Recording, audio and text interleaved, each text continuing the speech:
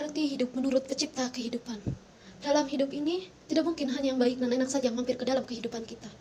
Sudah ketentuan Maha Pencipta, adanya pasang surut, sedih, dan senang silih berganti.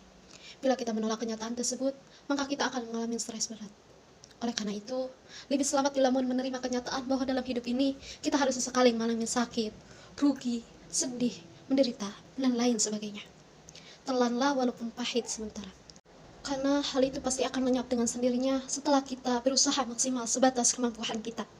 Pencipta sekaligus pemilik dunia ini, Allah Subhanahu wa Ta'ala memberitahu bahwa Dia tidak menciptakan kebahagiaan atau kepuasan.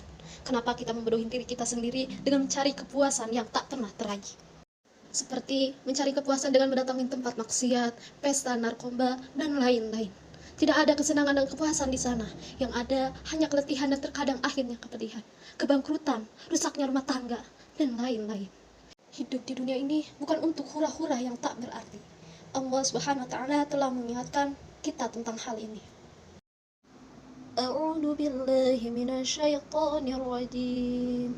Bismillahirrahmanirrahim. Balhum fi saqi yal'abun. Mengapa mereka bermain-main di dunia ini dan hidup dalam keraguan? Al-Quran Surat Ad-Dukhan ayat 9. Sebenarnya hidup ini hanya untuk menyelamatkan diri, selamat dari murka Allah Subhanahu wa Ta'ala, yaitu neraka.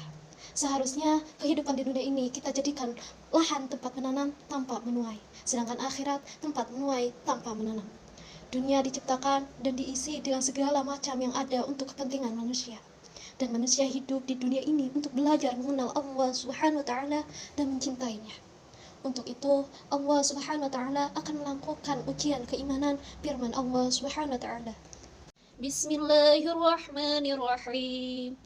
Ahasiban nasu an yutraku an yaqulu amanna wa hum la yuftanun. وَلَقَدْ فَتَنَّا الَّذِينَ مِنْ قَبْلِهِمْ فَلَيَعْلَمَنَّ اللَّهُ الَّذِينَ صَدَقُوا وَلَيَعْلَمَنَّ الْكَاذِبِينَ.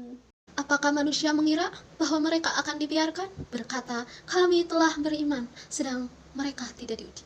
Dan sungguh kami telah menguji orang yang sebelum mereka.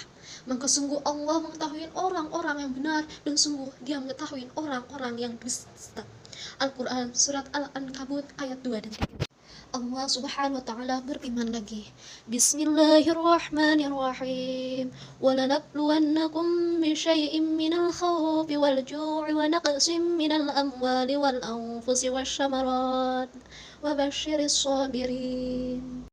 Dan sungguh kami akan menguji kalian dengan sesuatu intimidasi, ketakutan, kelaparan, kekurangan harta, jiwa, dan buah-buahan. Dan sampaikanlah kabar gembira kepada orang-orang yang bertahan dan tabah. Al-Quran Surat Al-Baqarah ayat 155. Bismillahirrahmanirrahim.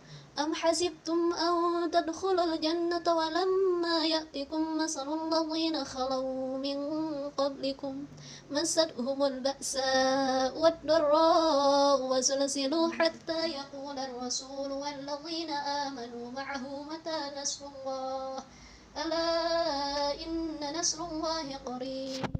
Apakah kalian mengira bahwa kalian akan masuk surga, padahal belum datang cobaan sebagaimana derita orang-orang sebelum kalian? Mereka ditimpa kesengsaraan, kemiskinan, dan berbagai cobaan, sehingga Rasul dan orang-orang yang beriman bersamanya berkata, kapankah datang pertolongan Allah? Ketahuilah, sesungguhnya pertolongan Allah itu amat dekat. Al-Quran Surat Al-Baqarah ayat 214. Nah, untuk mengikuti ujian keimanan itulah kita diciptakan. Ingat, itu kemauan Allah Subhanahu wa Ta'ala. Kita tidak dapat menghindar. Lebih baik jalani saja ujian ini dengan hati rela. Orang-orang yang sedang terjajah hawa nafsu mengira di dunia ada kepuasan. Tetapi ternyata tidak ada kesenangan nyata di dunia ini. Yang ada hanya kesenangan semu dan keletihan. Karena yang bersentuhan hanya jasad dengan jasad. Sedangkan kepuasan yang sebenarnya ada di dalam hati. Dan segala yang haram tidak dapat menyenangkan hati. Karena fitrah hanya merindukan kebersihan dan kebenaran. Seseorang yang hanya menurutin keinginannya, ia akan mengejar fata morgana tanpa hasil.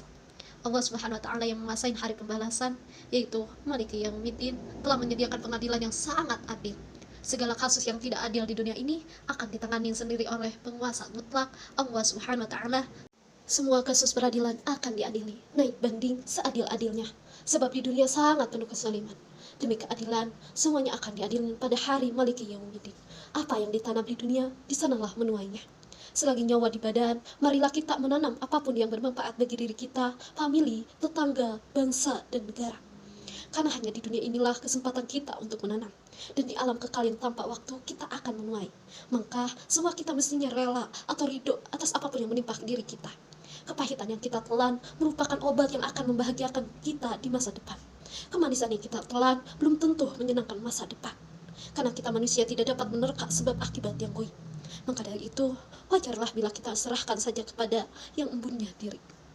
Yang penting adalah kehidupan di alam abadi kelak. Karena di dunia ini, senang, jabatan, sehat, sakit, semua akan berlalu. Dalam sebuah hadits qudsi Allah Subhanahu wa Ta'ala berfirman, "Wahai hambaku, aku berkeinginan, engkau pun berkeinginan. Yang pasti terjadi hanyalah keinginanku. Jika engkau ikutin keinginanku, akan kuberikan apapun yang engkau inginkan. Sebagian besar kelak di surga. Jika tidak kau turutin keinginanku, akan kuletihkan engkau mengejar keinginanmu." Allah Subhanahu wa Ta'ala berfirman dalam hadits qudsi, "Wahai hambaku sayang, demi keagungan dan kemuliaanku, sesungguhnya aku menginginkan kebaikan bagi setiap yang kusayangi. Tidak kuwafatkan ia sebelum aku tebus perbuatan-perbuatan dosanya dengan penyakit, kesusahan, kerugian, atau kehilangan anggota keluarga. Dan apabila masih ada dosanya yang tersisa, aku beratkan sakaratul mautnya. Hal ini aku lakukan agar ia menjumpainku dalam kesucian sebagaimana bayi yang polos." Selamat berkarya, selamat beramal. Semoga Allah senantiasa memberikan bimbingan, petunjuk, serta ampunan bagi kita. Amin ya rabbal alamin.